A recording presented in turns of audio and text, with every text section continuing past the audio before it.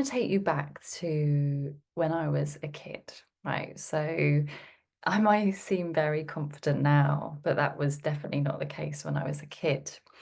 I was a deeply shy, reserved, very quiet. I wouldn't say hello to pretty much anyone.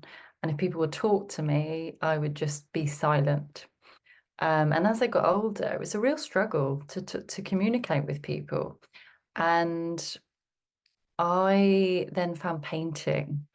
I was a really creative kid, and it really helped me. It was my outlet to express what I couldn't through my voice, through words. And it was like my power, right? My secret source that we all have as artists. We all have a medium that really supports us as an outlet. And that was what I found was mine. And it was incredibly comforting. That a lot of artists and creatives are quite introverted. And that was my story. I ended up going to a small school because my parents wanted to help bring me out of my shell and I needed a bit more nurturing. So I went to this small school and it did really help. Um, but I would never volunteer answers. I would sit there quietly. That's what I always got on my school reports was Hannah is reserved and quiet. And it used to really anger me inside, because I felt like I hadn't been seen. School was a hard place for me. And, I struggled with English and maths. I struggled with the academic things. And so I found that I hadn't been fully recognized for what I was good at. And I did have a supportive art teacher, but the general school system, I didn't feel seen.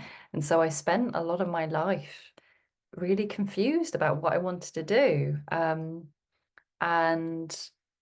I didn't know who I was. I didn't know what I was meant to do. And I knew, after trying tons of different jobs from retail, hospitality, being a receptionist, all sorts of things, that all these jobs felt quite draining. Like that deep purpose that I was searching for.